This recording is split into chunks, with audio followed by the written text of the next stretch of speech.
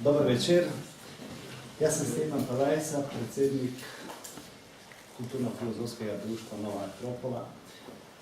Nekako danes bi se nekaj malo pogovorili o Platu. Probal bom govoriti o tej temi ne na strogo filozofski način, ne na način, da bomo uporabljali filozofske termine na enostavno, da ga pravimo čim bolj razumeti. Ker večina vas zelo malo bere mogoče filozofske knjige.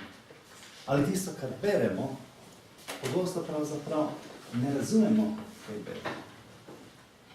Filozofija je zelo enostavna. Filozofija mora biti praktična. Platon ni govoril, ni veliko se zapletal v svojih idejah, ene stvari ne razumemo, ampak probal je tisto realnost, ki je dojel, prenesti drugim ljudem na zelo zanimiv način. Ne samo sprejemljiv, da bi lahko razumeli, kaj mora biti, filozofijo potrebujemo, vsak od nas potrebuje filozofijo. Kdo je ne potrebuje? Vsak od nas hoče vedeti, kaj je smisel mojega življenja, kako. Odkot prihajam, kam grem, kaj ne počnemo v življenju. Kdo bo nam to povedal? Matematika? Ne. Jeziki, psihologija. Psihologija se malo ukvarja našim psihičnim življenjem. Predvsem s mojimi čustvi, ampak o bistvenih stvareh ne pove veliko.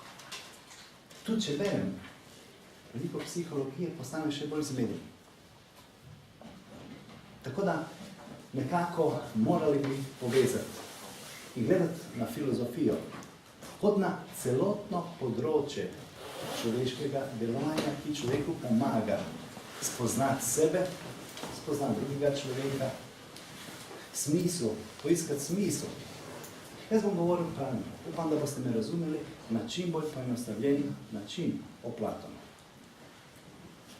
Tudi moje besede niso takšne, da bi lahko rekel, da bi si upal trditi, da je to Platon. O Platonu so napisane stotine in stotine knjig. Ene so diametralno nasprotne. Ena mišljenja, eni pogledi na Platona so popolnoma drugačni kot pri enem drugem avtorju. Spet je odvisno, kateri je osnovni pogled samega avtorja. Tudi, gledajte, ko sem imel 20 let, jaz sem se veliko kregal s Platonom. Nisem ga razumel, nisem razumel življenje. Ker sem mislil, veste, ko imate 20 let, imate življenjskih izkušenj, tisto prvo, kar mi pride na misel, ja, to je tisto pravo. Za razumeti Platona potrebujemo kilometrino. Potrebujemo notranje življenje, potrebujemo notranje procese, ena alkimistična transformacija, da bi lahko začeli posamezne elemente razumevati. Jaz vidim, da ste večinoma mladi. Platona potrebujete veliko bolj kot ne vem kakšno finančno podporo, kot službo. Ne Platona, ampak filozofijo. Tisto, kar nam filozofija da. Lahko imate vse iz tega našega vrlega sveta, vse dobrine. Če ni notranjega življenja, če ni notranjega spoznanja, ne bomo imeli nič. Ničesar. Prazno bo. Kako bo se leta vrstila, vse več te praznine, razočaranj bo se kopičilo v nas. Kdo nam lahko zapolni to praznino in daje smisel? Filozofija v tem najboljšem pomenu besede. Če ne iščemo, ne bomo našli. Če pa iščemo, potem moramo iskati odprte duše, odprtega srca, odprte glave, zavedati se, da moja spoznanja niso končna spoznanja. Vi, jaz, imamo v vsaki stvari mišljenje. Ampak redko kdaj imamo spoznanje, kako pravi Platon. Mi imamo mišljenje o ljudeh, o politični situaciji, o veliko tega, o stvarih, ampak ali imamo globoko notranje spoznanje. Brez notranjega življenja, aktivnega notranjega dialoga, ni filozofije.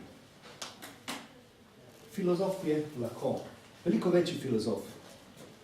Je ena babica, ki mogoče je skupaj s svojimi ovcami nekje na planini, ki skrbi za svojo družino, premišljuje. Vpraša se, kaj naj danes počnem? Kaj je moja dolžnost? Kakšno je življenje? Išče odgovore. Ali je življenje po smrti? Upa se soočiti s temi temami. In je večji filozof, tako kot ga jaz doživljam, kot tisti, ki ima 3 diplome, 5 diplom, iz ne vem kakšnih vej. A ni notranjega življenja. Filozofija ni prebiranje knjig. V knjigah so samo posamezne ideje, mogoče smernice. Odgovore pa moramo naj sami. Sokrat, Platonov učitelj, zahteva, da vsak si vzame vsak dan nekaj časa za filozofijo. Da si moramo vzeti. Če se ne vzamemo 10-15 minut, pol ure, vsak dan, da iščemo, da premišljujemo, kaj smo, kaj naj početi, kaj jutri ne naredim, kaj sem dobrega naredil danes, kaj slabega. Da odločim, da izberem, da bom jutri boljši, kot sem danes. Da aktivno kreiram svoje življenje. Ne, da mi kreirajo življenje. Da sem pogumna oseba, ki kreira svoje življenje, svojo inteligenco, svojim srcem, svojo dušo, svojo pametjo. Platon zahteva, da filozofija gradi človeka kot svobodno, močno, plemenito osebo, ki je sposobna soočiti se z vsemi izzivi življenja. Zaradi česa? Ker življenje za njega ni kar tako, slučajen pojav. Pojavi se kot utrinek zavesti in čez 50, 60, 70, mogoče 80 let, ne vem, kako leto gor dol, se izgubi, je tako. Jaz bi vas skozi te besede o Platonu nekako spodbudil ne na branje Platona, ampak na filozofijo. Filozofija zahteva, pravi, notranje življenje, notranji ogenj. Ljubezen, eno izgaranje. Izgaranje do modrosti, iskanje modrosti. Glejte, mi mislimo, da je današnji čas prinesel vse odgovore. Današnji čas, danes so ljudje usmerjeni bolj navzven. Vprašanje je, kakšna je pravi politična situacija, tehnološki dosežki, najnovejši modeli, najnovejši iPod. Pa me to bolj skrbi, kot tisto moje občutek dolžnosti, ki ga moram razviti. Problem danes je prav to, da je malo časa posvetim notranjemu življenju. Veliko zunanje. Če opažate, a to boste opazili z leti, bodite pozorni. Če nam je zavest usmerjena navzven, to nam ne bo prineslo nič takega posebnega. Nič krojega. Samo bo vzelo čas, vzelo nam bo življenje, ko nismo iskali notranjega človeka. Zdaj, eto, ta notranji človek. Platona ne moremo razumeti iz današnje perspektive, znanstvene perspektive, da je človek samo biološko, mehanično bitje. Če vzamemo to in gledamo samo skozi to optiko Platona, potem smo ga ubili.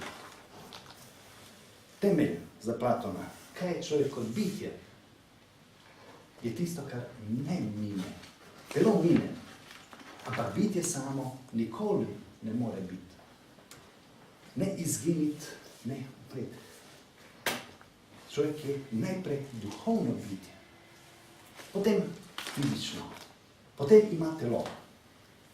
Glejte, mi lahko rečemo, da današnja znanost zanika obstoj duha ali nesmrtne duše. Dobro, ni potrebno, da spremete to. Ampak Platon ne moremo razumeti brez tega. Osnovno je to, kako on pravi, človek kot duhovno bitje, ki je v obstoju, pa ni. Pa spet je, pa spet ni. Gremo iz življenja v življenje. Podobno kot kako nas učijo na vzhodu, kako nas uči tudi budizem.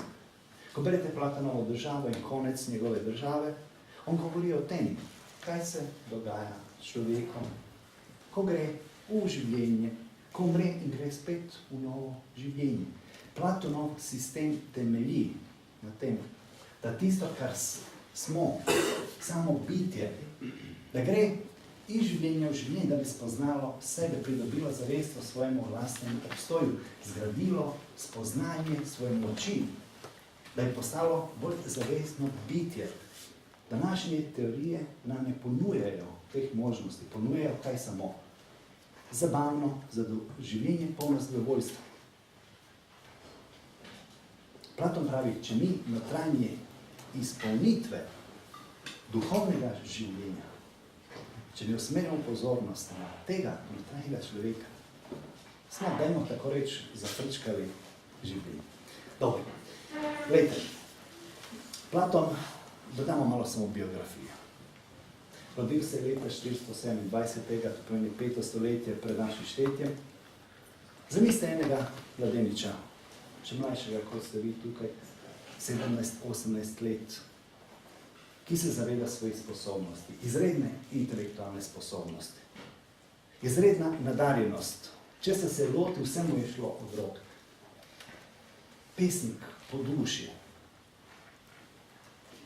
slikar, vse. Matematik. Dobil je izredno izobraževanje. Njegovi starši so ogromno denarja so porabili na to, kar je pravzaprav njemu, njegovim bratom, njegovi sestri, da bi dali najboljše, kar se je dalo v tem času. Tako da je dobil izredno izobraževanje, izredno formacijo.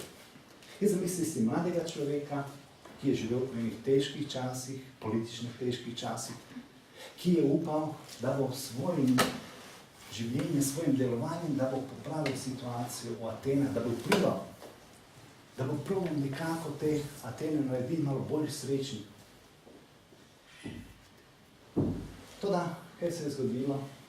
Ko je imel 20 let, postopil je do krog, Sokratov krog. Ta ga je skozi enostavno spraševanje, skozi enostavne metode, ga je soočil samim sabo. Naenkrat, čez noč, se je sesul celoten Platonov svet. Mogoče preden nadaljujem, samo da veste, da Platon, da mu to ni pravo ime. Aristotel mu je pravo ime bilo. Pravi Platon, da je dobil zdevek zaradi tega, eni, ker je imel zelo široka ramena, tako atletski tipični, a drugi pravijo, da je zaradi tega, ker je bil širok v svojih razpravah. Dobro, vrnemo se zdaj k Sokratu. Zamislite, mladi ste, imate 20 let in se vam sesuje cel svet. Vse vaše, cela vaša stavba, mišljenja, spoznanja. Mislite, da imate nekaj čvrstega, trdnega v rokah. To je bila pravzaprav to sodno srečanje s Sokratom. Mi pogosto enako imamo veliko prepričanj, mišljenja o stvarih. Mislim, da imamo ogromno znanje. Ali nas to znanje, pravi Sokrat, ali nas to znanje naredi bolj srečni? Ali našemu življenju daje smisel? In je videl pravzaprav, da vse tisto, kar je imel, te svoje sposobnosti, ki jih je imel, da je na neustrezen način pravzaprav uporabljal. Sokrat mu je sesul svet, ampak malo po malo, Sokrat ga ni pustil na cedilu, malo po malo mu je pomagal, da se rodi novo spoznanje. Da se od znotraj, da se začne to notranje življenje, notranji proces. Da bi, kako pravi Sokrat, prišlo do rojstva duše, majutika, Proces rojevanja duha, novega spoznanja. Veste, zamislite si učitelja, takega kot je bil Sokrat, čeprav nikoli ni govoril zate, da je učitelj, ki ima sposobnost, ne da vam govori, to je tako, tako, tako in tako, ampak potegne vas noter. Samo problem, v bistvu problema. Od znotraj opazujete in jasno vam je, kakšne so povezave, odnosi, logika. Odkrivate sami, odkrivate stvari. To so ljudje izredne moči, izredne inteligence, izredne resnicoljubnosti. Veliki ljudje naše zgodovine, ki so pustili, ki so kreirali pravzaprav našo zgodovino. Brez Sokrata ni grške filozofije, pravzaprav skoraj. Brez Sokrata globej, ali bi Platon bil tak, kot je bil. Zahodna filozofija, pravijo eni, ni nič drugega, kot so komentarji na Platona. Vse bistvene stvari, bistvene teme, probleme imamo pri Platonu. Vsi filozofi kasneje, ko so se lotili ene teme, morali so se srečati s Platonom. Kaj je Platon povedal o tem? Dobro, to življenje Sokrat je pustil neverjeten vtis notranje. Totalno se mu je spremenilo življenje. In pravzaprav je začelo življenje filozofa v pravem pomenu besede. Življenje te notranje transformacije. Ko se filozofija in spoznanje ekstrahira, ne kopiči, ko se od znotraj rojevajo spoznanje. Ne od zunaj, da se kopičijo informacije. Kaj je Heraklit rekel? Kak odnos, kako mišljenje ima Pitagora o tem problemu? Ne, notranje spoznanje. In pravzaprav ta notranji preobrat. Rekli smo, da je bil Platon zelo dober pesnik. To, da kaj je videl? Da mu je včasih samo bolj pomembne besede same, kot ideja, kot resnica. Hotel je to obleči v lepo obleko, ampak kaj je s tistim duhom, dušo ene pesmi? Kaj je samo idejo? Če je bolj pomembna beseda kot ideja, kaj ostane iz te poezije? Pravzaprav nič. Samo premetavanje besed. Ko je to spoznal pri teh srečanjih s Sokratom, je, lahko bi rekli, ne ubil, ampak vse svoje tragedije, ki jih je pisal, poezijo, ki je pisal, je enkrat zbral svoje prijatelje na družinskem oltarju pred Hefajstosom, ki je prižgal ogenj, poklical, Hefajstos, Platon te potrebuje sedaj, in vse svojo poezijo, tragedije da v ogenj. Zažgal je svojo pesmi, ampak ni pesnika v sebi. Platonovo vsako delo je poezija. Vidite, enostavno, ko začne, ko vod je v eno njegovo delo, tako živo doživljate nekako. Opis okolja ljudi, kot da ste nekje na odru, živi sceni, to ni dolgočasen opis filozofskih pojmov. Vedno se dogaja skozi dinamiko, skozi dialog, skozi pogovor, živi pogovor, konfrontacija mišljenja. On pa vedno usmerja proti določenim idejam ta pogovor. Opustil je tudi slikarstvo, ker pravi, da je bil zelo dober slikar. Zaradi česa? Sokrat ga je učil, da kaj je telo? Duša je v telesu.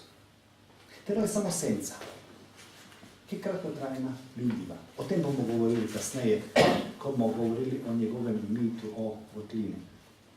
In kaj, če je to samo senca bitja? To nisem jaz. Če bi bil jaz, bi bilo nekaj trajnega, nekaj večnega. Ne, to telo se spreminja. Neprestano, iz leta v leto. Od bolezni, od ne vem, gubic, ki se pojavlja. Vse manj je sposobno. Kateri sem jaz? Pred 5 leti ali tisti danes? Čez 3-4 leta bom popolnoma drugačen, kot sem sedaj. Pravi Sokrat, to nisi ti. Ti si v telesu. To je samo senca tebe. To je samo orodje. Naše telo je samo orodje, da bi lahko bili, da bi lahko obstajali v tem svetu. Moramo imeti telo. Ampak to nisi ti. In pravi, kaj potem, ko slikamo? To slikamo sence, tako. To je sencina senca. Ali je to pomembno? Ne.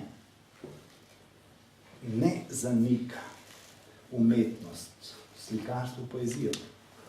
Ampak pravi, da človek ima veliko več pomembnih stvari v življenju en filozof.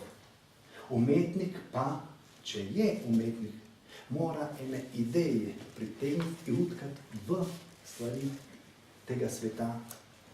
Dati lepoto, pritegniti idejo lepote, da bi se opijali ljudje na tem, skozi stvari, skozi umetnost, da bi nekako se srečali, kako on reče, najvišjim dobrem. Dobro. Toda 8 let kasneje ubili so Sokrata, obtožili so ga, zaradi tega, ker je pravzaprav bil trn v peti in politikom atenskim. In Atene so ubile Sokrata. Platon totalno razočaran, popolnoma razočaran v Atene, v ljudi. Je zapustil, odšel najprej v Kireno, potem v Egipt. In v Egiptu se pravzaprav srečal z velikimi egipčanskimi učitelji, filozofi, lahko jim rečemo. In pravi, da je največji del svoje modrosti dobil v Egiptu. In ne samo to, Jamblikus, kasneje, ko govori o Platonu, o Pitagori, govori na ta način, da večina grških filozofov, znamenitih ljudi, večino svoje filozofije, svoje modrosti, da so pobrali v Egiptu. Zelo redki so bili učeni Grki, ki niso bili na potovanju v Egiptu, ki se niso učili. Sokrat je bil eden med redkimi, ker Sokrat ni zapustil skoraj nikoli Atene, 2-krat ali 3-krat, samo kratkotrajno. Vsi ostali so nekako povezani bili s Egiptom. Jamblikus pravi, da je civilizacijski impuls malo po malo, ki ga je izgubljal Egipt, da je prenešen v grška mesta. In potem pravi, da je grška filozofija, učenje, modrost preneseno v Rim in tako naprej. V Egiptu je spoznal in pridobil celovito šolanje, izobraževanje v matematiki, filozofiji, bil je posvečen v egipčanske misterije. Kasneje, ko se vrača v Atene, domov, kasneje ustanovil svojo šolo. Jaz ne bom celotne zgodbe iz njegovega življenja, zaradi tega, ker nimamo časa za to. Probal je, poskušal je v Sirakuzah pomagati pravzaprav, uveljaviti svoje ideje, ker je bil povabljen na dvor tirana Dionizija. Da mu pomaga, pravi, da ga Dionizij posluša in da bi njegove politične ideje probal upeljati v svojo državo. Toda Platon je bil posvečen resnici. Njega niso zanimale, njega zanimala oblast, moč, denar. Nobenega strahu ni imel in je zastopal in je govoril javno resnico, tako kot je on doživljal. In ko je Dionizij rekel, da je potrebno skrbeti za državo, da se ne ukvarja samim sabo in da država ne služi tiranu, ampak da tiran mora služiti državi. In ko je rekel, da človek mora biti sposoben, da bi bil na čelu države, da je videl enega konjušarja, ki ima, kaže, izredne sposobnosti za vladarja. Da bi mogoče bilo boljše, da bi ta konjušar bil na čelu države. Seveda, to je bila kap, ki je prebila kozarec. Dionizij ga je prodal kot sužnja, hotel se ga znebiti. Platon je potem končal na otoku Eginu in kaj je zanimivo, tukaj na otoku Eginu so vse Atence so ubijali takoj. Niso jih niti prodali kot sužnji. Platon je pokazal neustrašnost, pogum en, ni prosil za svoje življenje. Ko so ga postavili pred ljudi, kaj naj naredijo s Platonom, je pogumno stan, bil tiho, molčal je. Vsi so videli, da je enostavno s tem človekom, da ta človek ni isti, kot so ostali. In kaj je zanimivo, pravijo, da on niti ni potem Atenec, da ni človek, ker da je on filozof, en tamo, ki ni pravzaprav človeško bitje, da so filozofi nekaj drugega, zaradi tega ga niso ubili. Iz tega ga je rešil Anikaridos iz Kirene, ki je pravzaprav ogromno premoženje plačal, da bi rešil Platona, da bi mu dal svobodo, da bi se vrnil nazaj v Atene, da bi nadaljeval svojim delom, ki ga je imel v Atenah. Ker se mu je zdelo veliko bolj vredno to, da je Platon živ kot v celotno njegovo premoženje. Zamislite, da za človeka, ki ga niti ne poznate danes, dobro, da ga ne poznate danes, da ste stavite na prodati celo svojo hišo, da bi ga kupili, da bi mu podali svoj.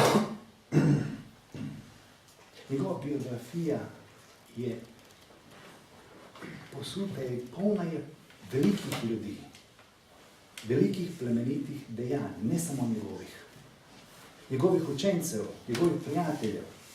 In zaradi tega vam tudi povem te zgodbe. Za njega, za Platona je filozofija dejanje, herojsko dejanje, herojski način življenja. Človek ni in ne živi samo za to telo, za to meso. Njegovi prijatelji, on sam je to pokazal. A njemu je bil zgled Sokrat, ki je rajše umrl, rajše je spil kuputo, kot da bi zanikal resnico. Enako Platon. Rajše, boljše resnica kot življenje. Dobro. Evo, v Atenah je ustanovil šolo, kupil je en vrt, pravzaprav, ki je dobil ime po Akademu, atenskemu heroju. Tukaj so kasneje zgradili eno hišico. Kasneje se je to širilo, kako so prihajali novi učenci. Sam Platon nikoli se ni poročil, njegovi učenci so bili njegova družina. Tukaj se vzgajal je aristokracija. To je ena beseda, nekako, ki, če jo dobro ne razumemo, bomo lahko čisto napačno doživeli Platona. Ker on pravi, cilj njegov je vzgojiti aristokracijo. Ampak aristokracijo duha in značaja. Aristokracija, kaj je? Pomeni plemenit, najboljši v enem moralnem smislu, ne v materialnem, ne po moči, ne po bogatstvu. Če poznamo filozofijo enega Konfucija, kitajskega, on tudi govori o aristokraciji, plemenitem človeku. Da ideal plemenitega človeka, aristokrat, ampak pravi, je aristokracija neba in aristokracija zemlje. Aristokracija duha in zemljska aristokracija.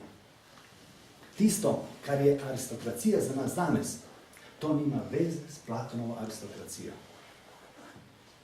Lahko je človek revež, da cvenka v žepu ni, da je plemenito bitje. Tisto, ki ima znanje, ki je sposobno, ima notranjo plemenitost, dobroto, močno, samostojno in svobodno.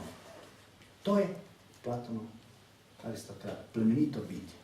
Tukaj vzgaja aristokracijo duha in značaja. Ne toliko na ta način, da je govoril, to je tako, tako, tako in tako. Ampak na enak način, kot je njegov učitelj, Sokrat, kako ga je učil. Usmeril je ljudi proti iskanju idej. Prvo, kar se je zahtevalo, moralno življenje. Temelj, pravi Platon, tudi celotne filozofije je etika. To je za nas nekaj danes neobveznega, bolj kot obvezek, etika. Če smo filozofi, potem za Platona ne moremo biti filozofi, če nismo moralna bitja. Brez morale ni filozofije.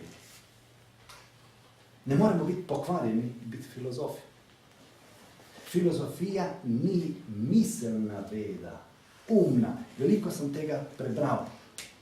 Wow, sposoben sem žonglirati, igrati z veliko pojm, veliko besed. Poznam vse to. Vsakega, ki je pred mano, lahko premagam. To so za tiste, ki poznajo to obdobje. To so sofistične metode, ki so izgradili kratko pred tem, v Sokratovem času, sofisti, da so lahko kakšnokoli stvar, kakšnokoli idejo, slabo ali dobro, lahko se obrnili sebi v prid. Platona to ne zanima. Ne zanima ga igračkanje z besedami. Kaj mi pomeni, da preberem veliko filozofov, da moje življenje stane isto? Da ni bolj plemenito, da nisem dobil vizijo, bolj jasno, kaj s svojim življenjem? Ali smo srečni? Kdo je srečen od vas? Popolnoma. Če niste, potrebujete filozofijo. A čutite bolečino? Tudi o tem govori Platon. Verjetno da. Kaj potrebujete? Filozofijo. To je notranja pot iskanja. Nihče nam ne bo predpisal določene tablete, je tako, za notranjo pomiritev. Mi danes imamo veliko bolezni, ampak kje je vzrok? Znotraj nas, globoko znotraj nas. Kaj nas lahko popelje noter? Filozofija. Ne medicina, ne znanost. Našo notranjost nas lahko popelje filozofija. Na ta način bomo govorili in govorimo o Platonu. Tukaj, gledajte, jaz bi danes to predavanje ne more objeti niti osnovne ideje Platona. Samo par utrinkov, da začutimo in da gledamo malo drugače na Platona. Ne samo z glavo. Platona se bere s srcem, ne z glavo. Ne bomo ga mogli razumeti. Platona se bere ozgor iz perspektive duha, ne iz perspektive zemeljske realnosti. Ne iz perspektive, kako naj se znajdem v tem svetu, kako naj izboljšam sliko samemu sebi, veliko samozaupanja, da pridobim. Ne, vzgor, človek, kaj si. Spoznaj najprej, kaj si in potem živi to. Pot spoznanja je pot morale. Pot praktične filozofije. Evo, tako da Platon že nekako filozofijo deli na tri dela. Dialektika. Kaj je dialektika? To, o čem smo malo prej se pogovarjali. Pogovor.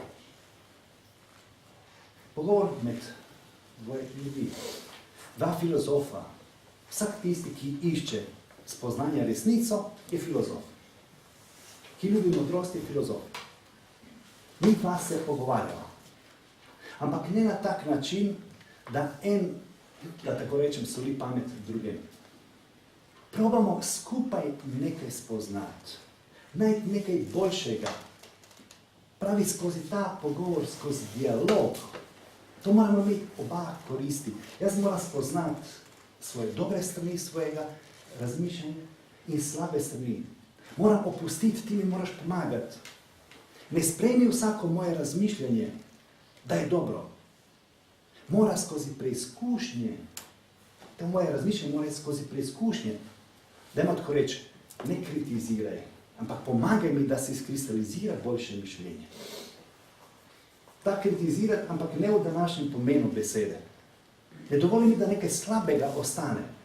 Napadaj z vseh strani, ampak v dobri nameri, da bi prišla oba do boljšega spoznanja. Dva monologa nista dialog. Pogosto boste videli, pri sebi sami, pri pogovoru z drugim. En govori, drugi komaj čaka, da se ta ustavi, pa da pove svoje. In potem ta spet čaka. Imamo dva monologa, vsak govori svoje. Ni tega, da probamo priti do boljšega spoznanja, da se približamo resnici. Od dialoga vedno morate imati oba koristi. Ne samo eden. Dialektika. Spoznati pojme. Da pridemo do boljšega spoznanja določenih pojmov. Mi lahko rečemo pravica. Kaj je pravica? Pa vsi vemo, kaj je pravica. Tako. Ampak globoko, jasno doživljanje tega pojma šele skozi dolgotrajno dialektiko z drugim človekom, ali ki bolj pozna stvari kot jaz, in skozi notranjo dialektiko. To je druga načina. Kaj za Platona, kaj je? Znotraj nas je tista duhovno bitje. Nekaj, kaj presega samo telesno. Tisti notranji, kako on reče, božanski delež, duhovni. Duhovni. Duša, dajmo tako reči. Nimamo ustreznih besed, veste, tukaj, da se ne lovimo za besed. Notranji pogovor s samim sabo. Tisti notranji daimon, veliki notranji učitelj. Tisto notranje pravi, kaj se pri vsakem človeku, če nič drugega, izraža kot vest. Pogovor s svojo vestjo notranjo. Potrebno je ta notranji pogovor, notranja dialektika. Ker bomo videli, da nam ta notranji človek ne bo dovolil zunanjemu človeku, da sprejme karkoli. Naša vest, veste, ko pride tudi ena situacija, ko se aktivira naša vest, ona ne dovoli, da karkoli sprejmemo. Zahteva eno presojo, globoko notranjo presojo. Dobro, dialektika. Potem je fizika. Fizika ne v današnjem pomenu besede. Fizika, ki opazuje, raziskuje svet okoli nas, spremembe tega sveta, univerzum, astronomija, tudi teologija sodi v to. Zdaj ne bomo o tem, ker zaradi česa kaj in kako. In tretji del Platonove filozofije je etika, osnova, baza vsega. Brez etike ni filozofije. Ne moreš se ukvarjati veliko s dialektiko, če nimaš osnove etične, moralne. Ne v glavi, ampak uvedeno v življenje. Ne poznaš pravi pravico. Kaj je pravico? To ni intelektualno pojem. Pravico moraš živeti. Tvoje življenje ne more biti nasprotje pravici. Ne moreš biti enkrat pravičen, drugič nepravičen. Do enih pravičen, do drugih nepravičen. To nosimo globoko v sebi in ko tako živimo, takrat lahko govorimo o etiki. Etika ni pravi pojem in disciplina intelekta. To ni, kaj je rekel ta o etiki. Kaj govori o vrlinah. Katere vrste, vse sorte vrlin imamo. Pa ta razdeli človeške vrline na 4 dele, ta pa jih ima 7. Ta ne priznava te vrline kot glavne temeljne, ta drugi pa doda nekatere svoje. Etika je, koliko oznotraj živim določene vrednote. Etika po Platonu se spet lahko razdelimo na 3 dela. Oziroma učenje o etiki je učenje najprej o najvišjem dobrem. Najvišjem dobrem. Potem je učenje o državi in učenje o vrlini. Zdaj pojem tega, najprej pojem najvišjega dobrega. Najbolj abstrakten pojem, najtežji pojem, pravzaprav takoj na začetku se moramo soočiti z njim. Najvišje dobro. Platon se izogiba besedi Bog. Nasplošno, filozofi se vedno izogibajo pojmu Bog. Plotin govori in imenuje to najvišje dobro eno. Nekaj, kaj je vzrok, kaj je absolut, iz česa vse izhaja. Nekaj odkot pravi, vse prihaja in čemu se vrača vse. Nekaj, kaj vse objema. Nekaj, kaj pošilja v obstoj. Vzrok, da sem. Vzrok tega, da obstajam, da obstajajo vsa bitja, da cel univerzum obstaja. To najvišje dobro pravi, ne moremo objeti, doseči z mislijo. Vi bi rekli tudi svojo zavestjo enostavno. To najvišje dobro ni kot nasprotje zlu. To je iznad pojma dobrega in pojma zla. Evo, tako pravi, ko gremo v obstoj, v to življenje, in ne samo v eno življenje, to je, izstopamo, gremo, potisne nas v obstoj, izhajamo iz dobrega in se vračamo. In zaradi tega moramo spoznati to najvišje dobro. Pravim, če bi uporabili besedo Bog, zgrešili bi ta pojem najvišjega dobrega. Ampak za trenutek lahko samo uporabimo za trenutek to, da je en vzrok absolut, dajmo mu reči Bog, samo za nekaj časa, ki pošilja obstoj, ki je vzrok vsega, in katere, pravi Platon, gremo v obstoj, da bi spoznali sebe, pridobili vse moči tega najvišjega dobrega. Da bi se zavedali. Zavest po Platonu ni kar tako, pride samo po sebi. Vse, kar imamo, smo si morali pridobiti. In da bi se vrnili nazaj. Tisti, ki poznajo budistično filozofijo in učenje, je zelo podobno s pojmom Puruše, Prakrti in tako naprej. Dobro. Potem pravi to eno, spet pogojno rečemo, da se razdelilo, da imamo 2 realnosti. Eno je absolutna realnost, večna realnost, tisto, kar je odvedno in zavedno, in druga je relativna realnost.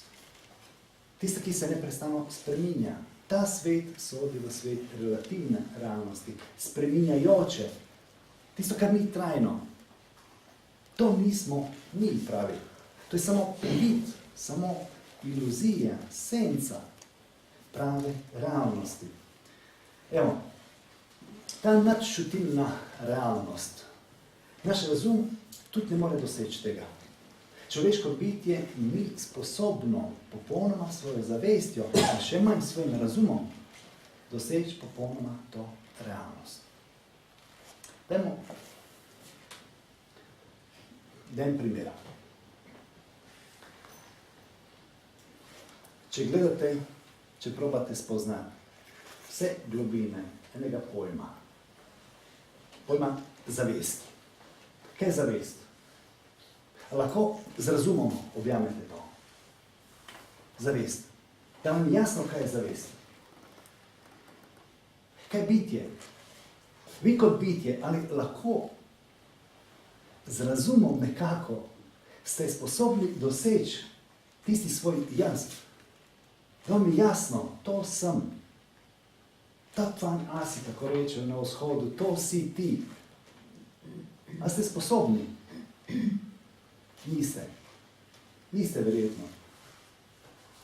Tiste najgloblje, notranje stvari nikoli nismo sposobni doseči z razumom. Samo globok pojem ljubezni. Ne kot strast, kot notranjo moč, volje, pojem volje. Moja volja, da jaz, ki izhaja iz jaza, to, da naredim. Kaj je gibalo mojih misli? Kdo je v ozadju vsega? Vse to vezano za vzrok. Nekaj, kaj je v ozadju te relativne realnosti, naš razum ne more doseči. In kaj je problem? Filozofija ne razlaga, ne more razložiti stvari, ki so najbolj pomembne. In ni stvar v tem, da nam jih nekdo razloži. Ampak na en drugačen način, da nas usmeri, da probamo zajeti z nečim drugim. Platonova filozofija je bolj metafizična kot racionalna. Vse tisto ukvarja se s stvarmi, ki so nerazložljive. Kaj je problem? Potem te pojme, nerazložljive pojme, mi moramo, da bi sploh predstavili jih ljudem, moramo jih spraviti v določene besede, modele, ampak to ni to. Dajmo reči, če grem v Afriko in spoznam celo Afriko, vrnem se domov, kako bom človeku predstavil to? Narišem mu mapo, zemljevid, rečem to je Nil, je tako, to je Črna Afrika, to je Egipt, tukaj je Libija in tako naprej. Ampak zemljevid ni Afrika. Zemljevid nas pelje, pomaga, filmi, ki sem jih posnel, vse mi pomaga, da me usmeri proti Afriki. Ampak šele, ko grem in doživim Afriko, to je filozofija, jaz sem spoznal to. Ne prek sistemov. Zaradi tega Platonova filozofija bolj usmerja proti resnici, kot da jo podaja. Da reče, to je tako, tako in tako. Evo, tako da ta pojem načutilne, absolutne realnosti in naše empirične, vsakdanje tiste, ki se spreminja, je izredno pomemben. Platon ima, težava je, kako opisati, veste, kako opisati to bitje. Morate uporabiti besede nekako. Potem Platon upeljuje nove pojme v filozofiji. Pojem ideje, ki sodi v to načutilno realnost. Ne v empirično, vsakdanje. Ideja mi je, na misel, veste. To ni miselni proces. Nekaj, kaj presega samo misel. Svet idej. Glejte, Platon potem se zaveda, da ne more te čiste stvari prinesti našemu razumu, ampak pravi, on se obrača duši in proba in uporablja pogosto stari jezik, stari sistem. To je jezik misterijev oziroma skozi mite. Tam, kje stvari, ki jih ne more predstaviti z besedami, ki jih ne more o tem razpravljati dialektički, spravi v mit. Govori o tem, kaj je življenje, kaj je človek, kaj je obstoj. Zamislimo eno veliko kotlino, nekje globoko pod zemljo. In tukaj, kot kako vi sedite na sedežih, zamislite, da ste vklenjeni, da je to velika kotlina, nekje 50 metrov globoko pod zemljo, tema povsod. Pred nami je stena in tukaj za nami prihaja svetloba. Pravi, za ena stena je in prav za to steno se sprehajajo bitja, ljudje nosijo stvari. Za njimi je ogenj ali prihaja svetloba in kaj? Meče sence spredaj, kot v kinu, veste. In ljudje vidijo, kaj sence, kako se premikajo, sence se pogovarjajo, sence, med sencami je vojna, kako odmeva, kako in odpirajo usta, odmeva pa se zdi, kot da se sence med sabo pogovarjajo. Ampak kaj? To je samo senca. Samo svet senc. Ne vidimo, to ni prava realnost.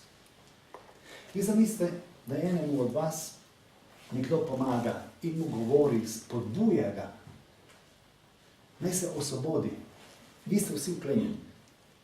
In zdaj, da se en hoče osvoboditi iz tega sveta. Malo z veliko napora osvobaja se svojega sedeža, svojih verig. In gre zadaj, vidi, kaj je zapravo vzrok, da je to samo svet senc, da je to nastalo zaradi drugi vzrok. In pravi, zamislimo, da ta svetloba prihaja od zunaj, da je to sence, ki meče, čeprav tukaj bi morali preskočiti par detajlov. In da ta človek, ki se je zdaj osvobodil, hoče iti ven proti soncu, proti svetlobe. Na začetku pravi, kako se uspeva, izredno težko je, nikoli ni doživljal nekaj takega. Oči ga bolijo, ker rodil se je v jami. Rodil se je tukaj v votlini. Bil je zaklenjen takoj, vklenjen. In ko pride ven, najprej se mora navajati na to novo realnost. In potem, ko se navadi, kaj odkriva? Odkriva svet gozdov, svet živali, svet barv, ki jih nikoli ni videl. Vstopi v svet, ono drugo dimenzijo, svet absolutne realnosti. Vidi sonce na nebu, vidi, da je ono vzrok vsega, ker da daje življenje vsem, da vidi stvari zaradi tega, ker sonce svet. In pravi, če lahko primerjamo v tem na ta mitski način, to sonce je slika najvišjega dobrega, božanskega. In kaj ta človek je zdaj v tem blaženem stanju, o katerem tisti v votlini ne sanja. A on ostane gor. Ne. Vrača se zaradi ljudi. Hotel bi pomagati, da spoznajo, kaj je prava realnost. Da smo tukaj pravzaprav samo ujetniki. Za Platona telo je grob duše. Potrebno je, da gremo skozi njega, ker ne bi mogli spoznati to realnost. Ampak to ni tisto pravo. Duša pada v telo, ko se rodimo.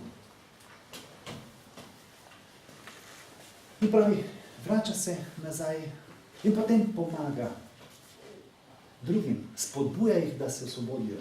Ne osvobaja druge ljudi, on spodbuja ljudi, da se sami osvobodijo. Pravi, nihče te ne more osvoboditi, lahko se sam osvobodiš. To je samo slika, mitska slika, ki se pogosto uporablja, in Platon pogosto uporablja mite in takšne slike, da bi predstavil tisto, kar je nepredstavljivo pravzaprav. In zunaj, to je ta svet absolutne realnosti, svet idej. In pravi, kaj moramo? Ne moremo zanikati ne eno, ne drugo realnost. Stvari iz tega sveta idej absolutne realnosti, da jih prenesemo v naše življenje. Svet idej. To pomeni, da svet idejo pravice prenesemo v naše življenje. Da živimo to pravico. Da svet resnice, idejo resnice, lepote, da to prenesemo v naše življenje. To je prava realnost. Univerzum, cel univerzum je nastal na ideji ljubezni. Ljubezni je moč, ki združuje in povezuje vse v eno smiselno celoto. In potem, da kaj je smisel človeka? Da živi, da ugradi in doseže to idejo skozi svoje življenje. To pomeni, to je učenje v vrline. To je drugi del. Učenje najvišjemu dobremu in dve realnosti, potem je učenje v vrline. Da te ideje živimo v svojem vsakdanjem življenju. Idejo pravice, idejo dobrote, plemenitosti, idejo svobode, da to ni fantazija, ampak realnost. Da to pretočimo v naše življenje. Ampak, vsi ljudje, kaj smo? Ne telesa, ne smrtne duše. Kdo ima večjo pravico? Kdo je bolj vreden od nas? Ja, pustite črnce v Afriki je tako, ali kaj, ali Kitajce, ali enostavno, mi v Evropi smo najbolj razviti nekako, najbolj smo napredni in se jemljamo pogosto eni iznad drugih. Ampak kdo je bolj pomemben? Vsak ima svoje življenje, vsak ima svoj boj, vsak ima svoje naloge, vsak mora vložiti svoj napor. In zaradi tega Platon pravi, da so vsi ljudje enako pomembni. Kaj je potrebno? Potrebno je vzgojiti, informirati ljudi. Ne taki, da dobijo plašnice, da jih postavimo skozi ene dogme, ampak moramo vzgojiti kot svobodne in močne ljudi. Kdo to lahko naredi? Kdo to lahko naredi? Za vse ljudi. To je naloga države. Skrb za človeka. In zaradi tega je politika sveta veda za Platona. To je skrb za ljudi.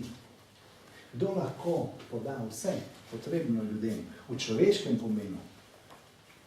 Tisti, ki razume, kaj je to vrlina, kaj je to moč. Država potem gradi človeka, gradi državljana, ampak kot svobodno in močno bitje, plemenito bitje, ki živi v eni skupnosti, ki je dobra plemenita, ki mu daje vse in pomaga, z druge strani on, da na ta način, da se gradi vsak posameznik, vsaka individua. Za Platona je država ena velika družina. Ni po njemu človeka, ki bi bil manj vreden in bolj vreden. Vladar ima samo vlogo po svojih sposobnostih. Kdo je bolj vreden? Tisti smetar, ki vsak dan pometa ulice. On mora narediti to mesto čistim, zdravim. Ima eno pozitivno vlogo.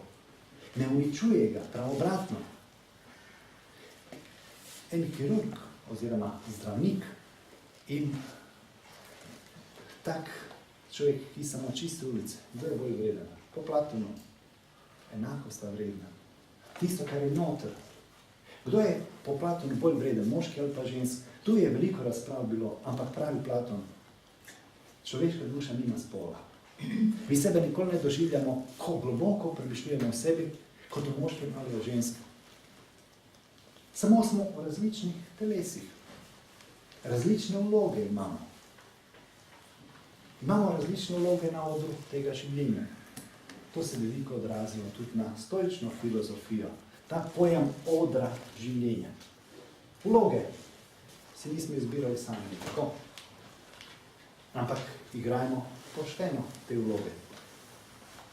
Kdo ima večje možnosti, da bi spoznal sebe? Bogat ali več? Da bi bili moralna bitja, kdo ima večje sposobnosti? Visoko intelektualen človek ali enostavna, skromna duša, ki ni mogoče sposobna visokih intelektualnih izletov, dimenzij.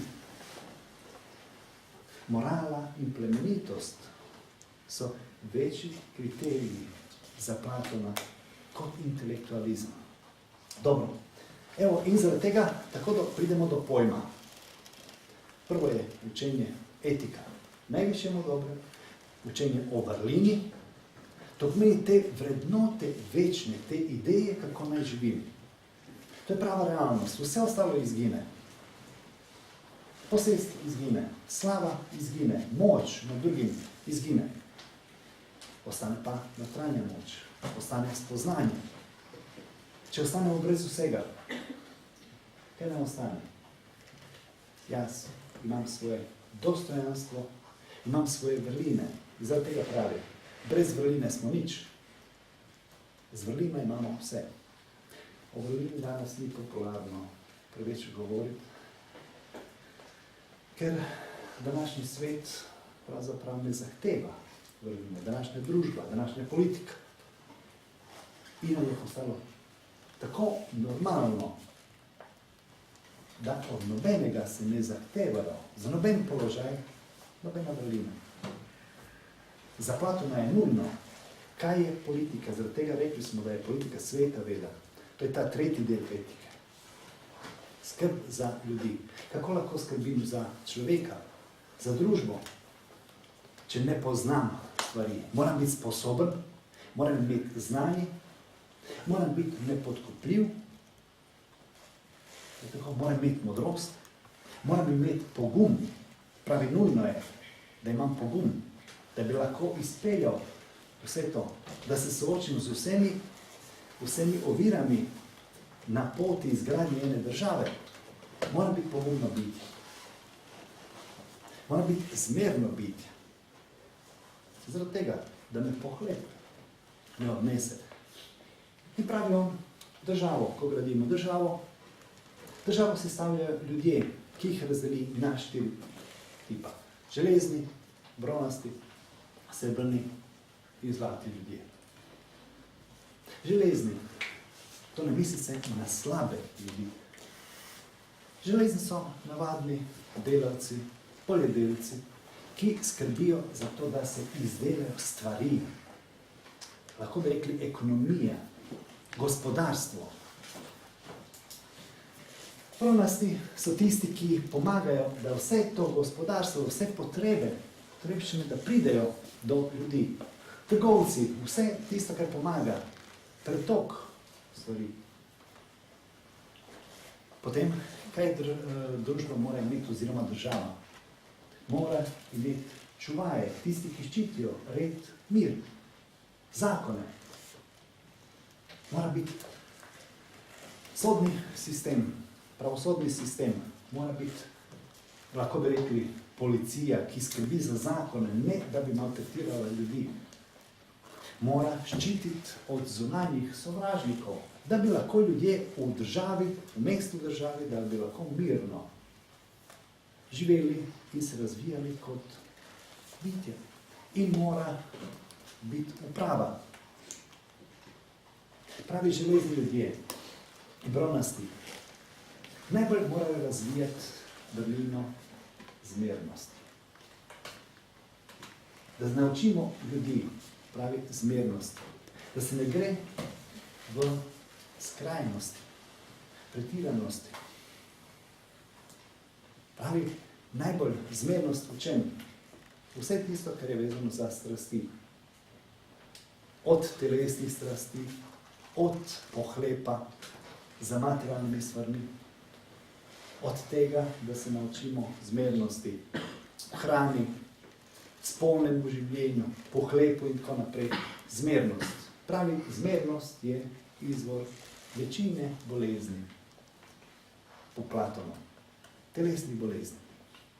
Ampak potem pravi, ker naslednja vrlina, srebrni ljudje, morajo biti zmerni, tisti, ki skrbijo za državo. To je policija, to je vojska, to je pravosodje. Morajo biti zmerni, ampak morajo biti pogumni. Oni so pripravljeni dati vse, celo svoje življenje, da bi ščitili celoto, da bi ščitili ljudi. Najbolj plemeniti, modri. Oni že dosegajo en nivo modrosti.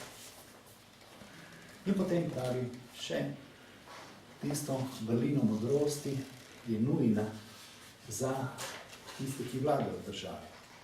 Oni morajo biti zmerni, celo pravi, uprava ne sme imeti, tisti, ki je v upravi, ne sme imeti nobeno osebno ne podjetje, ne dobi nobeno plačo, nima nič svojega. On je popolnoma posvečen državi oziroma ljudem. Zmeren, mora biti pogumen, moder In te tri vrline ena harmonija, da je pravičnost. Pravičnost. Temelj države je pravičnost. Politika mora biti pravična. Kaj pomeni pravično? Ne, da vsakemu daš enako. Mi bi rekli, ampak pravičnost se prav v tem vidi, da vsi dobimo enako. Po Platonu ne. Moraš dobiti pravi tisto, kar ti je potrebno. Ne enako. Potrebna je modrost in pravičnost, da bi se lahko izpeljalo to. Tako da temelj države je pravičnost. Temelj človeškega delovanja mora biti pravičnost, ki vsebuje ostale vrline. Platon govori, 4 so osnovne ideje. Ideja lepega, ideja dobrega, ideja resničnega, ideja pravičnega. Tako da utelešenje ideje pravičnega, pravice je politika. Politika je zaradi tega sveta veda. To je skrb za veliko število ljudi, ne samo zase. Na dober, pravičen način. Kaj je potem utelešenje ideje lepega? Je skozi umetnost. Umetnost ni po Platonu, kar tako umetnost nas mora dvigovati proti svetu idej.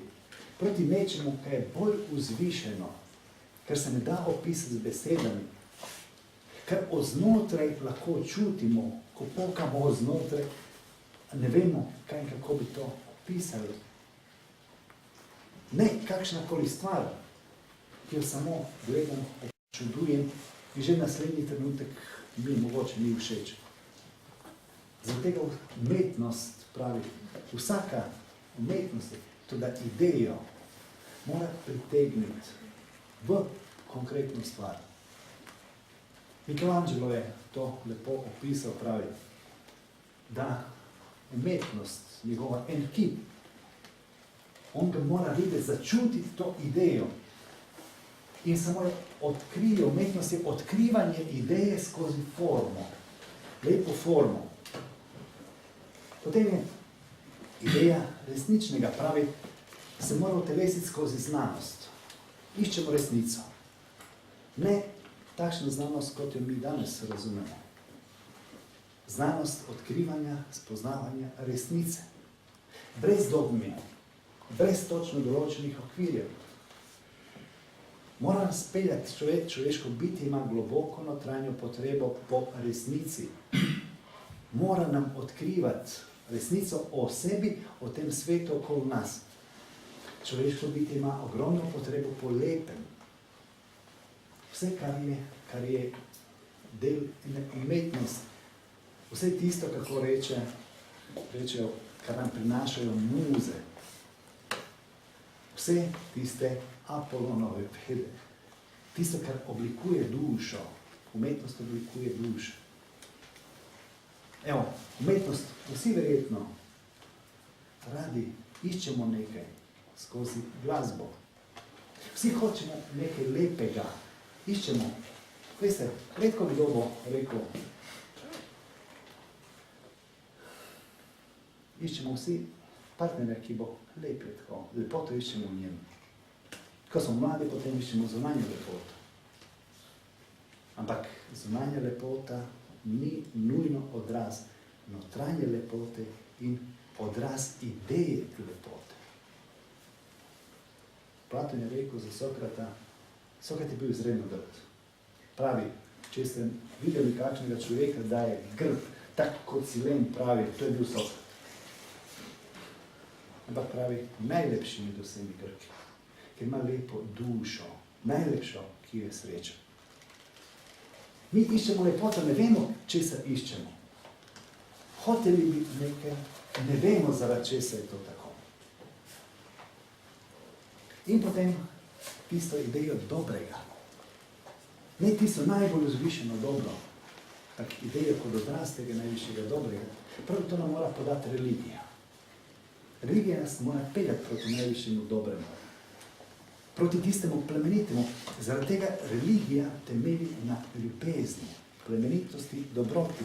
Religija vedno, kaj je ljubezen? Povezuje, združuje. Religija temelji na erosu, ne na erotu. Eros je najstarejši, pravi, med najstarejšimi bogovi.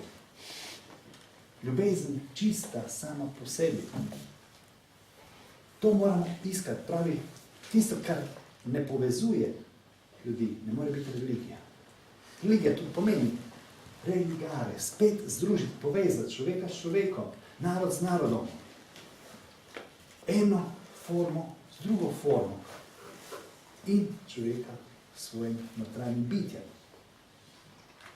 Religija, 4 strani Platonove piramide, zaradi tega pravi, da so stari Egipčani pustili veliki simbol te poti skozi te svoje velike piramide. Piramid, ena stran, politika, umetnost, znanost in religija. In kaj, da mora biti uravnovešene, ne ena dominirati. Človeško bitje potrebuje vse. Potrebuje lepoto, potrebuje dobroto, plemenitost, potrebuje pravico, je tako, in potrebuje resnico. Zato tega pravi Platon, toliko, to je temelj naš. Brez tega smo nič, če ne iščemo te in probamo udejaniti v našem življenju to. To je še vsako človeško bitje. Jaz se pravi čujem, koliko je let. 15 čez 9 bo. Koliko? 15 čez 9 bo, čez 2 minute. 15 čez 9. Hvala. Hvala. Evo. Glejte. Če smo rekli, da je človeško bitje po Platonu, osnova je to, da smo, lahko rečemo to, nesmrtna duša, ki gre v obstoj in skozi to spoznava cel obstoj, izboljšuje se. V tem svetu mi potem moramo odkriti, kaj smo. Mi nosimo veliko tega že prej za sabo. Kaj je znanje potem? Pravo znanje. Mi to našo dimenzijo, to naše življenje moramo osvetliti s poznanjem. Mi veliko tega smo že dosegli. Veliko tega samo na novo odkrivamo. Pravo znanje je bolj spominjanje duše, kaj smo. Ko smo padli v telo, da tako rečem, v ta grob duše, smo pozabili, kaj smo.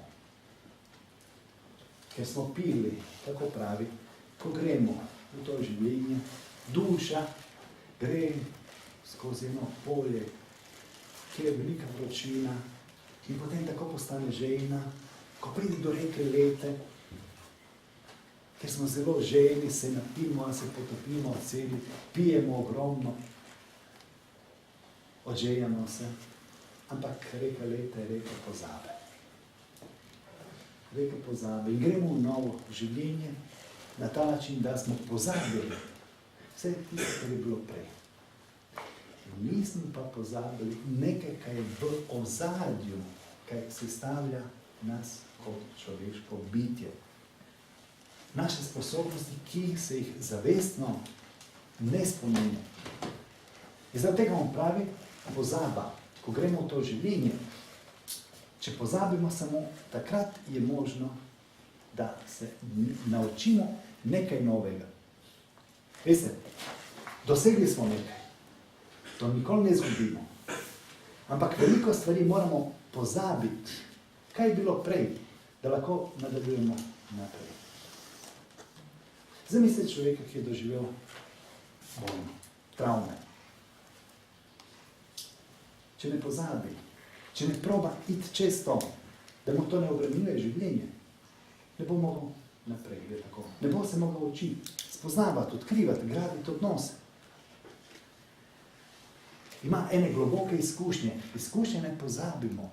To je znanje, pravi. Znanje duše se ne pozabi.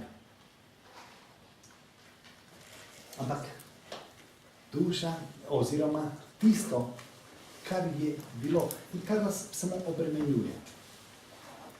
Zaradi tega pravi, da je pozaba darilo bogov.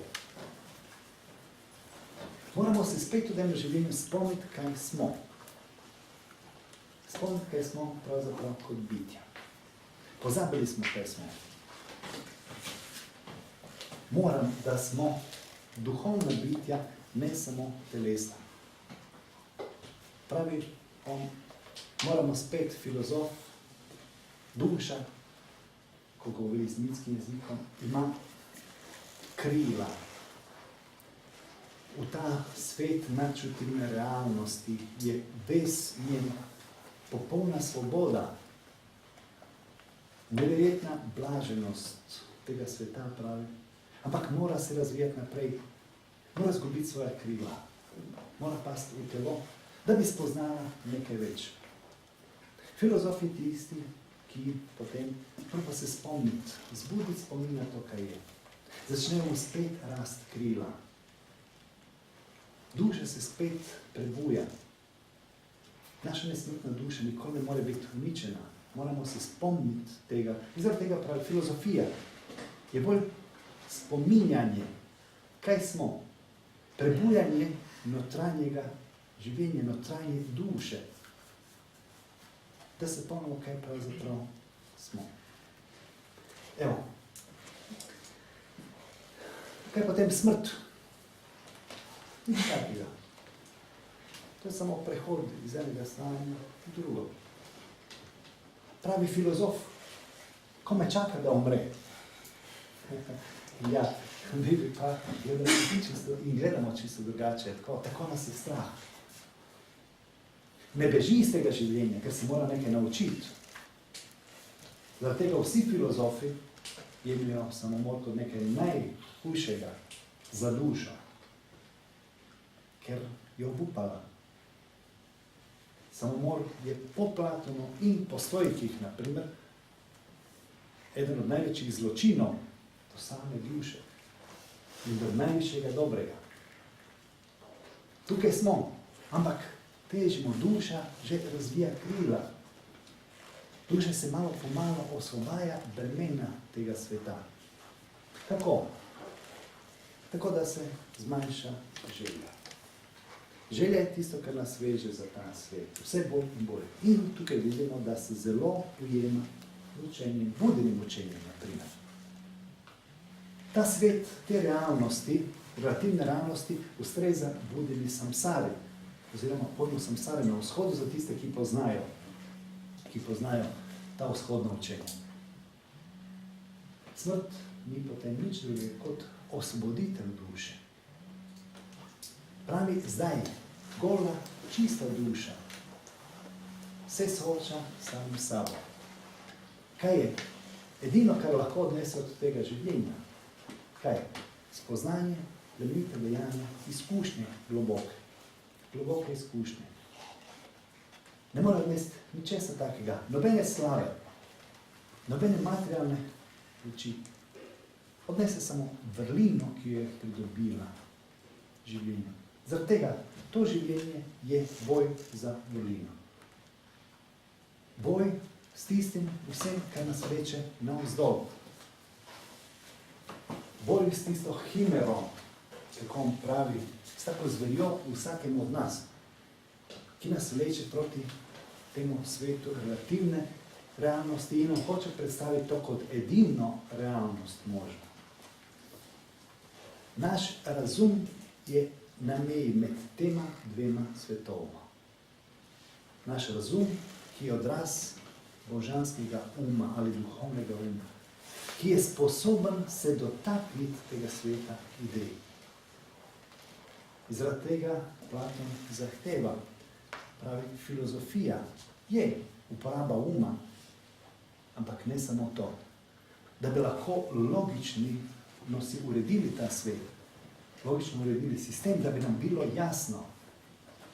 Brez razuma in njegove ureditve tudi težko bomo dosegli svet idej. Moramo se razvijati kot razumna bitja, ampak še bolj kot razumna, kot umna bitja. To Platon zelo dobro loči. Razumno bitje pa umno bitje. Razum mi omogoča, da se znajdemo v temu svetu. Da razumem, kako deluje ta svet, da se šolam, pridobijam spoznanje, da se naučim, kako da končam šole, da se naučim, kako pridobiti poklic in tako naprej. Da razumem odnose med ljudmi, odnose med meščani, da razumem državo, da razumem ta svet, da razumem nebo, kaj se dogaja gor, da razumem matematiko. Ampak to znanje mi ne bo prineslo globokega spoznanja, odkritja. To je je tisti, ki je sposoben videti resnico, približati se resnici, ki je sposoben ločiti med resničnim in lažnim, med tistim večnim in minljivim, med dobrim in zlim. Temu pojmu na vzhodu rečejo viveka, sposobnost razločevanja bistvenega in nebistvenega. Za Platona isto važi oziroma isto kot za Budo. Buda reče, vse, kar mislite, da ste, niste. Isto imamo pri Platonu. In tisto, kar slutite, a mislite, da niste, to ste. Zdaj mislimo, da je to samo igra besed. Kaj mi pogosto mislimo, da smo? Tisto, če se naš razum samo lahko dotakne. Ni tako. Razum, tudi po Platonu, ne more verjeti resnice. Resnica je višja. Notranje, ne bi rekel intuitivno, še bolj globlje, kot je sama intuicija. Notranje čutenje, povezava. Nas pelje do tega spoznanja resnice. Ne pa razum. Ni omejen. Ne gleda koristi. Proba čisto resnico spozna, neodvisno od nagrade, ki bo podobno za to. In zaradi tega pravi Buda, naprimer, telo, mislite, da ste to. To, da vi niste telo. Telo tako in tako propade. Življenjska energija, vitalnost, ki gre in ki ga oživlja, to tudi propade, tako. Kaj potem, ali smo čustva? Čustva, vidite, kako se spreminjajo. Čustveno stvanje, čustveno doživljanje. Danes je eno, jutri je drugo. Tudi to nismo. Pa naš razum. Vidimo tudi to. Pravi, tudi to niste. In kaj nam še ostane? Vse, kar mislimo, da smo, pravi, to niste. Prava realnost je nekje iznad tega, kar samo čutimo, slutimo in naš razum ni sposoben doseči. To je Platonov svet idej ali arhetipov. Svet nadčutilne realnosti. Svet bitja. Bitje se ne skriva v telesu. Naši možganski procesi ne morejo ustvariti privid bitja. Kaj to pomeni? Po današnjem gledanju, kaj smo? Po današnji znanosti. Pravzaprav malo kemije, tako elektromagnetni impulsi naših možganov. Slučajni pojavi. Dobimo, nisem nič drugo kot kemija. Je tako. To je proces, nekaj se dogaja.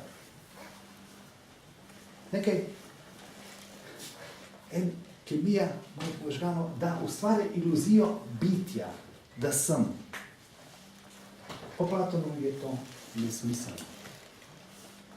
Bitje nekaj, kaj pravzaprav razmišljanje samo prenaša impulse bitja.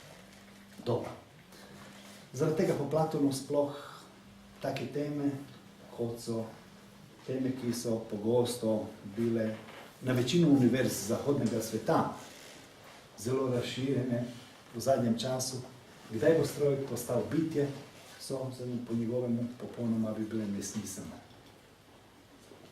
Ker mi ne moremo dati duha, utkati duha, bitje v samo formo, v telo. Lahko ustvarimo formo, kar drugo je bitje. Dobro.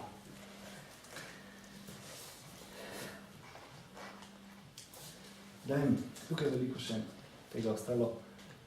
Malo je že vroče, verjetno vam je že malo para, gre na ušesa ven. Verjetno tudi Platon ni tako, kot ste ga mogoče pričakovali. Ampak enostavno, če se ne zaljubite od Platona, če ne probate gledati samo za besedami, od Platona tako in tako ne bo nič. Filozofijo, jaz vem, jaz čutim, ampak to je moje. Filozofijo bolj potrebujem kot zrak, kot dihanje, kot hrano. Evo, ko smo že pri Platonu, telo moramo hraniti, mora dihati in tako naprej. Duša, če jo ne hranimo, kaj bo z njo? Kaj bo z njo? Kaj imamo s filozofijo? Mrtva. Oziroma, kot da je mrtva, nikoli ne more umreti, ampak ni aktivna, živa. Moramo jo hraniti. Z določenimi idejami, razmišljenimi, plemenitimi dejanji. Moramo, nujno. In potrebujemo filozofijo, če smo človeško bitje. Moramo to ne samo biti in odživeti do konca, je tako odživeti svoje življenje. Naj se film odvrti do konca. Ampak potem, kaj smo? Nič. Herakl pravi, kakšne razlike med človekom in volom. Je tako. Ki se dobro napase, pravi, napije vode, če je gospodar natepe preveč. Ima štalico svojo, je zadovoljen, je tako. Kakšna razlika? Mi imamo tudi, zadovoljni smo v svojem življenju. Kakšna razlika med tem, da ne poznamo sebe? Filozofija nam omogoča, da ustvarimo odnose z drugim človekom. Mora me naučiti razlikovati, ločiti pojme. Ločiti od najbolj banalnih. Za vas je zelo aktualen pojem zaljubljenosti in ljubezni.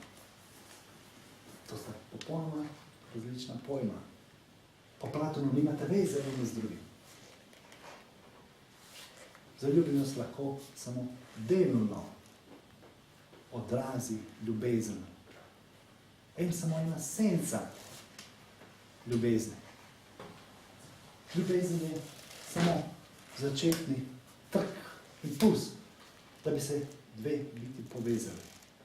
Da bi šele lahko začeli ustvarjati nekaj, iskati in graditi nekaj.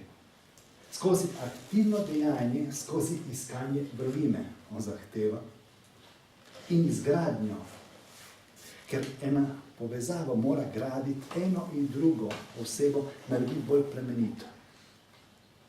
Ljubezen se doseže z leti. Ljubezen ni na začetku. Ljubezen je stanje, ki je zgrajeno, pridobljeno. Čustva so trenutna stanja. Zaljubljenost je čustvo. Pa danes je, čez par meseca, nič več. In jaz vedno dajem primer. Psihologi pravijo, to je stanje, ki traje 6 mesecev, do 6 mesecev. Redki to malo podaljšajo, to je enega leta. Zaljubljenost je fantastično oznotraj, čutimo veliko zadovoljstva, ampak samo trenutno stanje. Filozofija me mora naučiti, kaj so trajne vrednosti, kaj so začasne vrednosti. Kaj iščemo? Če iščemo zaljubljenost, če iščemo zadovoljstvo, če iščemo tisto, kar sodi v ta svet empirične, relativne realnosti, to se neprestano spreminja. Enostavno nikoli ne bomo našli izpolnitve v tem. Zaradi tega pravim, da je Platon praktičen, izredno praktičen. Platon lahko pozdravi našo psiho, notranja stanja, negotovosti, anksioznost, postavi stvari na svoje mesto. Vrnimo se našemu problemu zaljubljenosti. Pravim, ki traje kratko. Če iščem spet zaljubljenost, neprestano grem iz enega v drugo stanje. To je stanje, ki ni odvisno od nas. Zgodi se pač. Ljubezen je nekaj, kar je odvisno od naše volje, svobodne izbire, naših naporov, ki vložimo v to. In mogoče na svet za konec.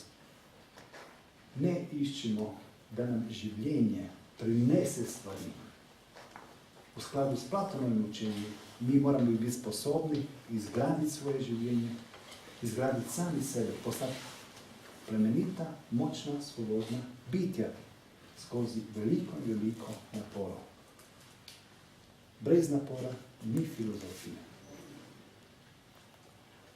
Brez filozofije ni modrosti, ni miru, ne ljubezni, ne notranje izpolnitve.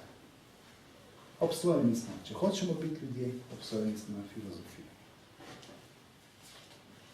Dobro. Zdaj mogoče, kakšno vprašanje? Prosim, da če me vprašate, ne me vprašate tako učenimi besedami, da bom moral misliti 5 minut. Ja. Korist, stojanje. Mi zanima to, kar ste rekli, duša nikoli ne umre. Pa, da se spet rodi v novem telesu, to je po tej indijskoj. A je to dokazano kao reinkarnacija, ali je to samo kot dogma? Jaz vam lahko govorim zdaj, ko govorimo o Platonu, tako kot govori Platon, ker on govori o tem pravzaprav in to govori v državi, naprimer. Na konec države, skozi mit o Eru, to kasneje veliko neoplatoniki, neoplatonska plotina, neoplatonska šola, govori o tem in pravzaprav brez tega pojma reinkarnacije težko razumemo Platona. In večino grške filozofije, pa rimske tudi. Dokaz. Z veliko stvari enostavno ni realnih dokazov, notranji so dokazi. Tudi, ko je Sokrat bil obtožen in ko je bi moral spiti strup kukutom, on je govoril o življenju in smrti. Kaj je, ali življenje obstaja po smrti? Ni dokazov. Če ne obstaja, pravi, potem ni česar. Ne bo nobenega, ki bo trpel tudi. Ampak, če je tisto, kar nas učijo starodavni modreci in filozofija pravi, in če se življenje nadaljuje, in pravi Sokrat, če bo si jaz lahko srečal z vsemi temi velikimi ljudmi in z njimi se pogovarjal, o kakšna bo to sreča. Ni pa dokazov nobenih zunanjih. Tudi Platon pravi, glavni dokazi so dokazi duše. Za filozofa Plotin, njegov ustanovitelj neoplatonske šole, pravi, za filozofa so ene stvari tako očitne. Za nefilozofa enostavno on ne more spoznati. On ni pripravljen spoznati. To ni stvar verjeti, ampak postati, da je tako jasno, da drugače ne more biti. In zdaj vam jaz ne moram trditi, zdaj, da obstaja reinkarnacija, življenje po smrti in tako naprej. Jaz samo vem, ker od mladih dneh in okviru tudi našega društva in kulturno-filozofskih raziskav, ker neprestano iz tedna v teden imamo in srečanja, in razmišljanja, in branja, in tem, in tako 30 let. Da enostavno je nezamisljivo celotna grška filozofija, vzhodna filozofija. In zame edino smisel, ki povezuje vse to, je reinkarnacija, da, ampak to je moje osebno. To ni stvar o tem, da se zdaj dokazuje ali pa ne. Stvari so intimne, notranje. Ali meni moja žena rada ima, ali jaz njo imam. Če rabim dokaze, to ni ljubezen. Ljubezen ne potrebuje dokazov. Ampak čutiti od znotraj. To je, po moje, tudi pojem te filozofije, notranje čut s celim bitjem, da je to tako. Še vprašanje. Prosim. Ne, lahko, izvoli.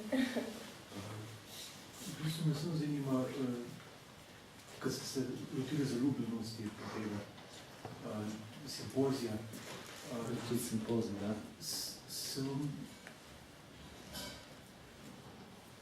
So Sokrat oziroma Platon z Sokratom je velikrat relativiziral različne pojme, različne poklice.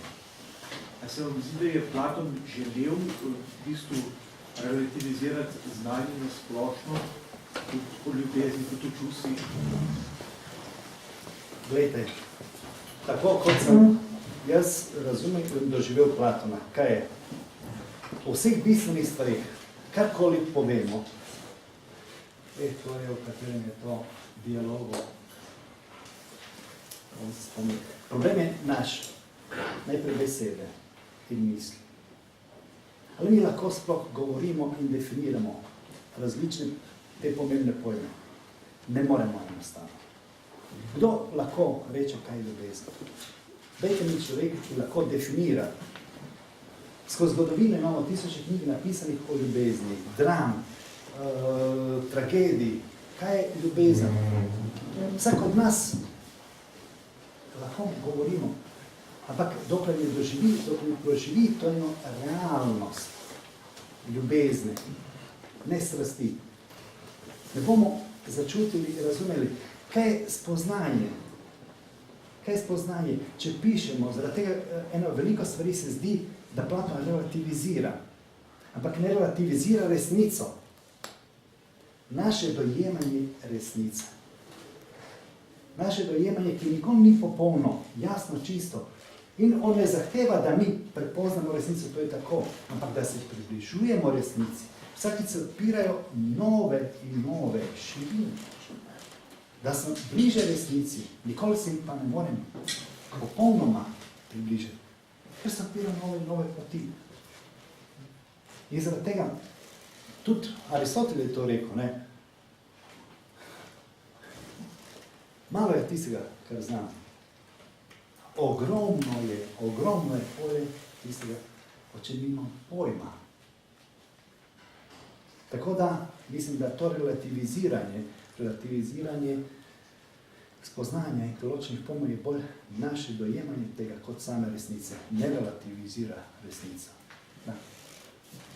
Mi lahko vse relativiziramo. To je sofistična metoda relativiziranja vsega. Da. Vse, ali je častnost, dostojanstvo človeško. Mi lahko relativiziramo, je tako. Poštenost. Ja, lahko vedno rečemo, ta človek je bil pošten, pa je, ne vem, vrnil naši denar, pa ga je vrnil in tako naprej. Vedno relativiziramo, ker je čutil, ker bi ga ne bi mogel spati, pa je zaradi tega, vedno je, da ima kakšno korist. A lahko vidimo, da je mogoče samo človek, ki ima veliko poštenosti in ne more drugače. Zakaj bi to bilo nemogoče? Da so dobri in plemeniti ljudje okoli nas in da se to živi. Niso stvari relativne vse. Relativno pa vse lahko naredimo. Da. Dobro. Poprosti. Če sem pomislila, ta višji smisel, če mi vsakeč pozabimo, ampak se pozabimo zato, da se lahko naučimo neka nova spoznanja, ali se vseeno gradi proti neki resnici, ne vem, da mi potujemo vseeno na zgoraj. Prav to gradi ugrajeno v naše temelje. En primer. Glejte, banalen primer. V srednji šoli ste in se morate naučiti Pitagorov izrek.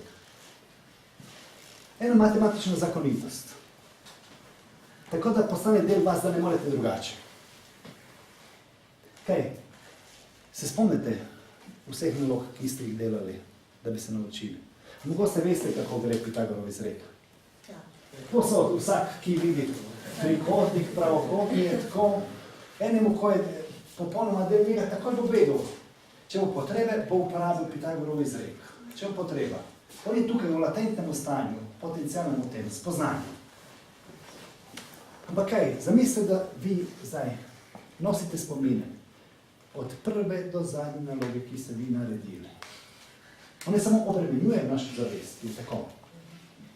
Moramo spoznati zakonitost, ne si zapomniti, imeti spomine na vse to.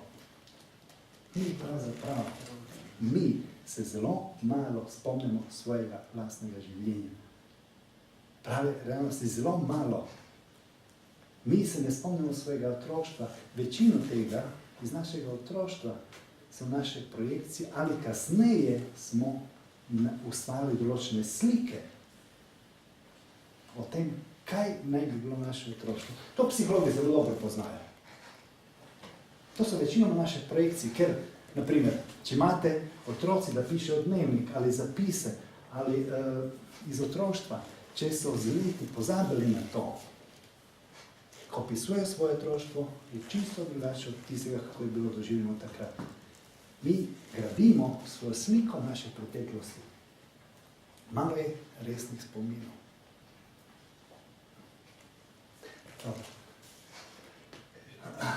Čakaj, mogoče še kdo pa... Ja, Vročeno, se bolj a so kakšni dokazi, recimo, danes bi temu rekel, ko on očitno ve, o čem govori, danes bi temu rekel razsvetljenje, budnost in tako naprej, o tem on govori. A so kakšni dokazi, da je on to tudi dosegel, ali je to samo filozofiral v to smer? A je kakšne čudeže delal, recimo? Nobenih čudežev, pa tudi delal, nobenih čudežev. Če ni čudež to, da je pomogel, da se formirajo, da je formiral skozi svojo šolo, skozi akademijo, dobre in plemenite ljudi. Kaj več čudež? Veste, da vi ustvarite, ne vem kaj, da pozdravimo človeka zdaj od raka, ali da smo pomagamo drugemu, ne enem, drugim veliko njih je pomagal, da so se zgradili kot osebe, da so postale močne osebe. To je zame čudež. Svobodne osebe. A drugo, to tistemu, kar bi lahko rekli, govorili kot razsvetljenje, ne vem kaj.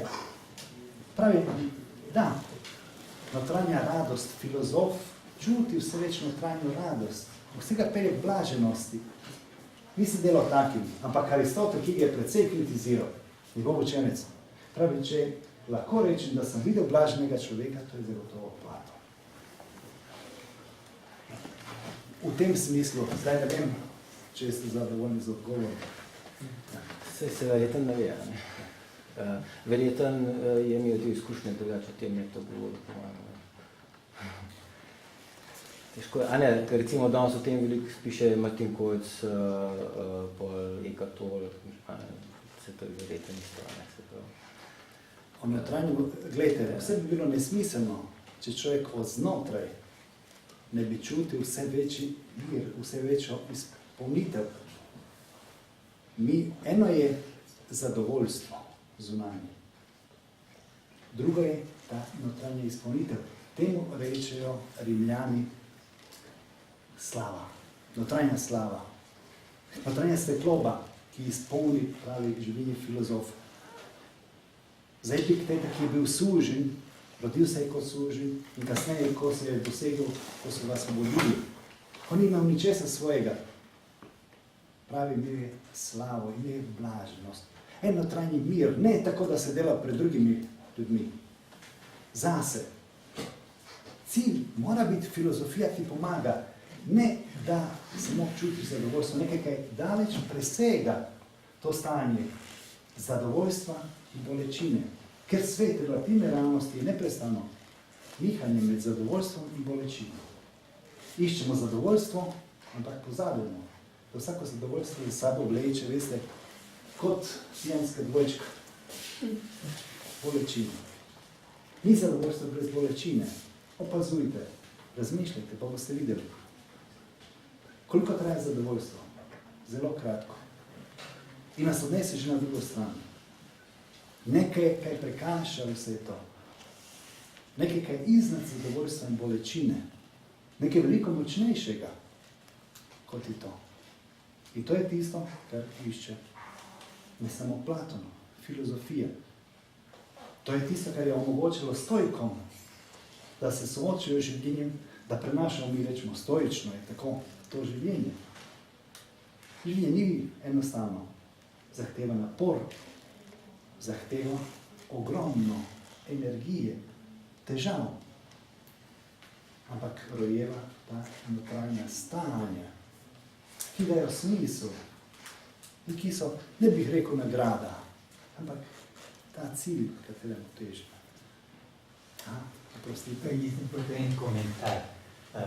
Kao besede niso dober prenašalec resnice. Da. Resnica naj bi bila neka kot svetlost, tako, da je kao vidimo. Ampak kaj je pomembno, duša, kar ste rekli, duhovno življenje, kar smo ga skoraj pozabili ali pa tako nekako zgubili. In to je ena misel sam, kar sem ja prebral, kar je en Mihajlo Pupin povedal. Vse tisto, kar z razumom pa z nauko bomo dosegli veliko, ampak to bomo uničili recimo v vojnah, v sovraštvu, v drugih stvarih. Zato je pomembna po mojem duša. Kaj so to dobre vrline? Čustva so govorica duše mogoče. A je? Kako mi damo? Ko govorimo o čustvih, čisto drugačen je pomen čustev pri inteligencija je Platonu. čustvena obstaja. Da. To je cel sistem, to je zahteva celotno eno novo predajo. Ja, tako da res, ja. Da. Samo komentar. Dobro. Najlepše hvala. Aha, mogoče, gledajte, da tiste, ki čakajo tukaj, lahko še ostanete pa kakšno vprašanje lahko odgovorim, da drugače bi se zahvalil tako trpežljivosti in tako. Pa se vidimo verjetno v kakšni drugi priložnosti. Tako. Hvala. Lahko pa ostanete pa, da poslušamo še kakšno vprašanje. Ja, ko ste rekel rojstvo duše, nekaj na M, Ne, si reči, da sem pozabil nekaj. Majutika, da. To je pri Sokratu imamo njegove metode ironija, ima majutika. Ironija ne v pomenu, to je, ko začne, ko se zruši staro, ne današnji pojem ironije. In pravi, kaj je potrebno, to natranje izmenje, ko se začne, in potem mora se roditi novo stanje. To pomeni totalno novo, mora se vsaj doložiti pogoji. Nihče, Sokrat pravi, on ne more, on ni vzrok tega. Znotraj človeka se zgodi transformacija. In potem, ko stvari postajajo jasne, nihče te več ne more prepričati drugače, ker se ti soočaš, to ti je jasno, da je to tako. To rojstvo duše v filozofiji in na vzhodu, ki temu reče dvakrat rojeni. Enkrat v telesu, drugič, ko prideš do enega globokega notranjega spoznanja. Ki totalno transformira. Ne moramo razumeti, kako je. Prosim? Te majotike dejansko nikoli doživimo. Dokaj ne probaš, ne doživiš.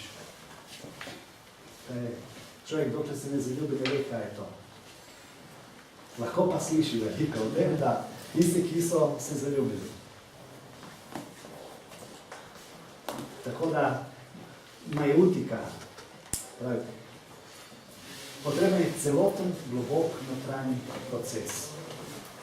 Najprej ruši se stari sistem. Zamisli, da se ruši stari sistem spoznanja vse, ker vidiš, da je na napačnih temeljih, da je bil verjetno. In potem začneš malo po malo povezovati take stabilne, trdne, jasne stvari. V eno novo stanje, celotno novo življenje. Zahteva celotnega človeka. To je ta pot iz votlina, ne? To je? Ta pot iz votline. To je ta pot iz votline, pravzaprav. Ja. Ampak zaradi tega ne osvobaja nihče drugi človeka iz votline. Sam sebe. Sam sebe. To je nujno. Dobro. Hvala. Lahko noč.